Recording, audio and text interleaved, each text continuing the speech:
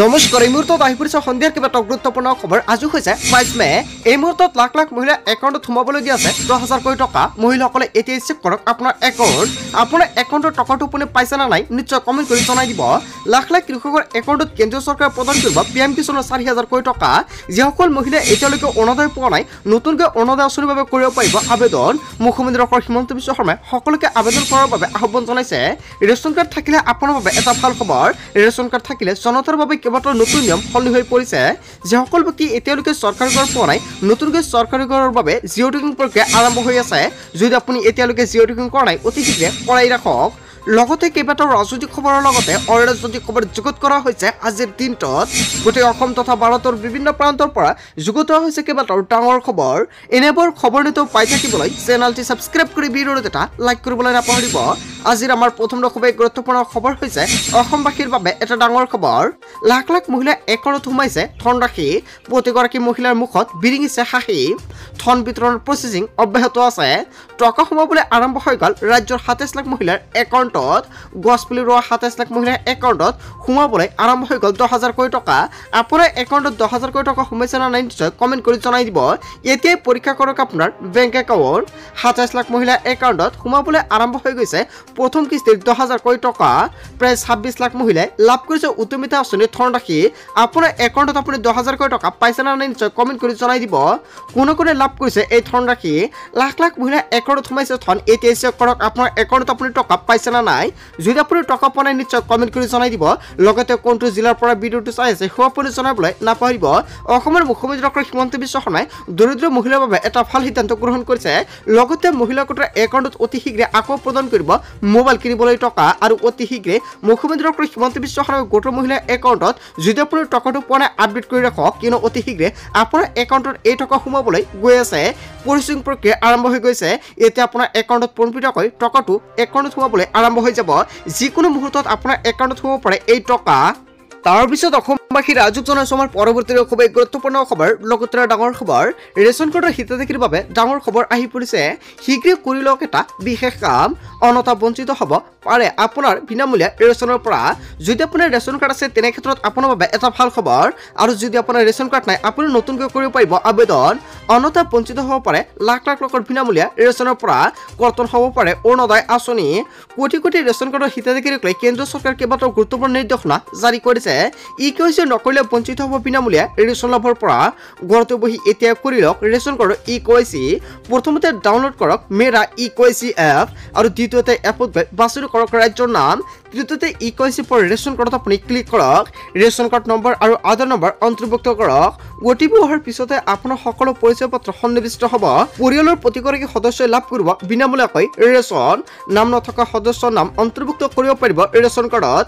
যদি আপোনাৰ ration card আছে আৰু আপোনাৰ ঘৰৰ পৰা এজন বা দুজন ব্যক্তিৰ নাম অন্তৰ্ভুক্ত কৰিবলগীয়া বাকী আছে তেনে ক্ষেত্ৰত আপুনি কৰিব পাৰিব। ৰেচনৰ দোকানীৰ সৈতে প্ৰথমতে আপুনি যোগাযোগ কৰিব লাগিব। যদি আপোনাৰ ৰেচন কাৰ্ড নাই নতুনকৈ ৰেচন কাৰ্ড বনাই লওক।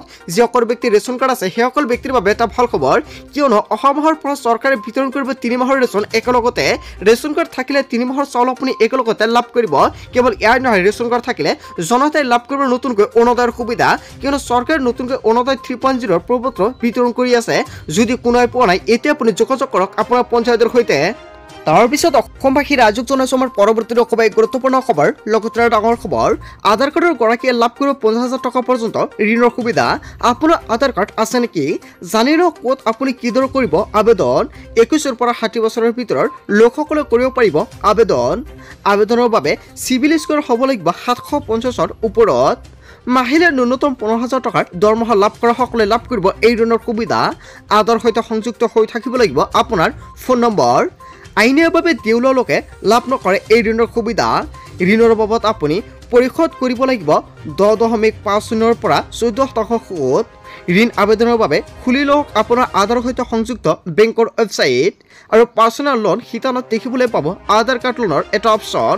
আপুনি অপশ্যনত গৈ পূৰণ কৰক প্ৰপত্ৰ। দাখিল কৰক যাৱতীয় নথিপত্ৰ পৰীক্ষা কৰি বেংক কৰ্তৃপক্ষই ভেৰিফিকেশ্যনৰ অন্তত বেংকে আপোনাক প্ৰদান কৰিব ঋণৰ সুবিধা। আধাৰ কাৰ্ডৰ গৰাকীৰ বাবে এটা ডাঙৰ খবৰ আহি পৰিছে। আপোনাৰ 50,000 টকাৰ ঋণৰ প্ৰয়োজন হৈছে নেকি তেনে ক্ষেত্ৰত কেনেকৈ আপুনি কৰিব আবেদন।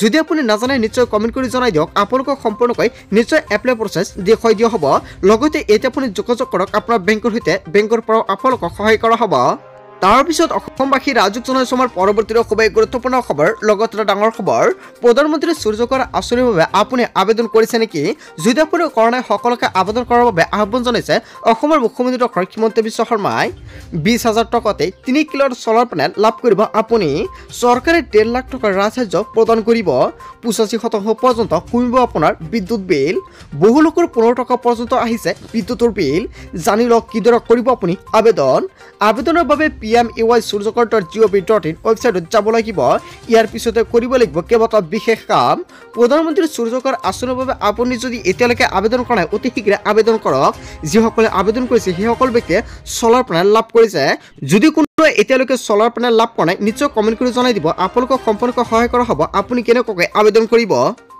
তাৰ পিছত অসমবাসী ৰাজুক জনাইছো আমাৰ পৰৱৰ্তী খুবেই গুৰুত্বপূৰ্ণ খবৰ লগতে ডাঙৰ খবৰ লাখ লাখ যুৱক যুৱতীৰ বাবে আহি গ'ল ফল খবৰ PM বিশ্বকৰ্মা আঁচনিত আপুনি আবেদন কৰিছে নেকি আবেদনকাৰীসকলৰ বাবে ফল খবৰ দিছে কেন্দ্ৰীয় চৰকাৰে শীঘ্ৰে আবেদনকাৰীসকলে লাভ কৰিব চৰকাৰী ধন 3টা পৰ্যায়ত পৰীক্ষাৰ পিছতে বাছনি কৰা হৈছে হিতাধিকাৰী যদি কোনো ব্যক্তি এতিয়ালৈকে PM বিশ্বকৰ্মা আঁচনিটো আবেদন কৰে অতি শীঘ্ৰে আবেদন কৰক ৰেচন কাৰ্ড বেংক একাউণ্ট আধাৰ কাৰ্ড হলে আপুনি কৰিব পাৰিব আবেদন সমগ্ৰ দেশত 25.8 নিযুত যুৱক যুৱতীয়ে কৰিছিল আবেদন ইয়াৰে 2.37 নিযুত আবেদনকাৰীয়ে 3 ষ্টেপ ভেৰিফিকেশ্যন সফলতাৰে সম্পূৰ্ণ কৰিছে এই আঁচনিৰ জৰিয়তে প্ৰতিগৰাকী হিতাধিকাৰী লাভ কৰিব 15,000 টকা নিজৰ নিজৰ কামৰ বাবে প্ৰয়োজনীয় সঁজুলি কিনিব পাৰিব এই টকাৰে কেন্দ্ৰীয় চৰকাৰে দিছে এই ভাল খবৰ অতি শীঘ্ৰে যিসকল ব্যক্তি আবেদন কৰে আবেদন কৰক যদি কোনোৱে আবেদন কৰি ৰাখিছে টকা পাইছে নে নাই আপোনাৰ একাউণ্টত নিশ্চয় কমেণ্ট কৰি জনাব তাৰ পিছত অসমবাসী ৰাজুক জনাইছো আমাৰ পৰৱৰ্তী খুবেই গুৰুত্বপূৰ্ণ খবৰ লগতে ডাঙৰ খবৰ PM কিষাণৰ নামত বিয়াগম দুৰ্নীতি 8,44,672 জন ভুৱা কৃষকৰ ধন আত্মসাৎ কৰাৰ অভিযোগ উত্থাপিত হৈছে PM সন্মান নিধিৰ এই কেলেংকাৰীক লৈ শীঘ্ৰ চলিব তদন্ত অৱশেষত চৰকাৰে ভয়ংকৰভাৱে অভিযান প্ৰক্ৰিয়া আৰম্ভ কৰিছে PM কিষাণৰ তালিকাত আপোনাৰ নাম অন্তৰ্ভুক্ত হৈ আছে নে নাই এতিয়া চাই লওক তালিকাত আপোনাৰ নাম কিয়নো বহুতো হিতাধিকাৰীৰ নাম কৰ্তন কৰা হৈছে 20 নম্বৰ কিস্তি সোমোৱাৰ আগতে বহুতৰে কিন্তু নামটো কৰ্তন কৰা হৈছে তালিকাৰ পৰা আপোনাৰ নামটো তালিকাত আছে নে নাই শীঘ্ৰে আপুনি চেক কৰি লৈ লওক কৃষি বিভাগে তদন্ত ঘোষণা কৰিছে 98 জন এডিঅ'ৰ বিৰুদ্ধে আৰু অৱশেষত 98 জন এডিঅ'ৰ বিৰুদ্ধে ভয়ংকৰভাৱে তদন্ত আৰম্ভ কৰিছে আৰু অতি শীঘ্ৰে কৃষকৰ নাম কৰ্তন কৰা হ'ব যদি আপোনাৰ নামটো কৰ্তন কৰা হয় তালিকাৰ পৰা তেনে ক্ষেত্ৰত আপুনি যিকেইটা কিস্তি লাভ কৰিছে সকলোখিনি কিস্তি ঘূৰাই দিব লাগিব চৰকাৰক ইয়াৰ কেইবাটাও গুৰুত্বপূৰ্ণ সিদ্ধান্ত গ্ৰহণ কৰিছে লগতে জাননী প্ৰকাশ কৰিছে কোন জিলাত কিমান ভুৱা হিতাধিকাৰী আছে তাক লৈ কেইবাটাও গুৰুত্বপূৰ্ণ মন্তব্য কৰিছে চৰকাৰে বৰপেটাত 2,03,839 জন ভুৱা হিতাধিকাৰী অন্তৰ্ভুক্ত হৈ আছে নগদ 1,16,068 জন ভুৱা হিতাধিকাৰী অন্তৰ্ভুক্ত হৈ আছে ধুবুৰীত 68,318 জন ভুৱা হিতাধিকাৰীৰ নাম অন্তৰ্ভুক্ত হৈ আছে PM কিষাণৰ তালিকা অনুপত 63,113 জনৰ নাম অন্তৰ্ভুক্ত হৈ আছে বাক্সাত 30,671 জনৰ নাম অন্তৰ্ভুক্ত হৈ আছে নলবাৰীত 26,897 জনৰ নাম অন্তৰ্ভুক্ত হৈ আছে পশ্চিম কাৰ্বি আংলঙত 25,799 জনৰ নাম অন্তৰ্ভুক্ত হৈ আছে লখিমপুৰত 46,410 জনৰ নাম অন্তৰ্ভুক্ত হৈ আছে ভুৱা হিতাধিকাৰীক ধন মোকলাই দিয়াৰ অভিযোগ তদন্ত ঘোষণা কৰিছে দিছপুৰে আৰু কৃষকৰ নামত ভুৱা হিতাধিকাৰীয়ে ধন আত্মসাৎ কৰা সহ্য কৰা নহ'ব বুলি হুংকাৰ প্ৰদান কৰিছে দোষী সাব্যস্ত হ'লে ভুৱা হিতাধিকাৰীয়ে ঘূৰাই দিব লাগিব টকা যিকেইটা কিস্তি লাভ কৰিছিল সকলোখিনি কিস্তি ঘূৰাই দিব লাগিব হয় বন্ধু বান্ধৱীসকল এটা গুৰুত্বপূৰ্ণ আপডেট প্ৰকাশ পাইছে আজিৰ ভিডিঅ'টো সকলোৱে বেছি বেছিকৈ শ্বেয়াৰ কৰি দিব লগতে যিসকল কৃষকৰ তালিকাত নামটো অন্তৰ্ভুক্ত হৈ আছে অতি শীঘ্ৰে PM কিষাণৰ একাউণ্টৰ লগত আপুনি আধাৰ কাৰ্ড লিংক কৰক লগতে যদি ই-KYC কৰা নাই ই-KYC লিংক কৰক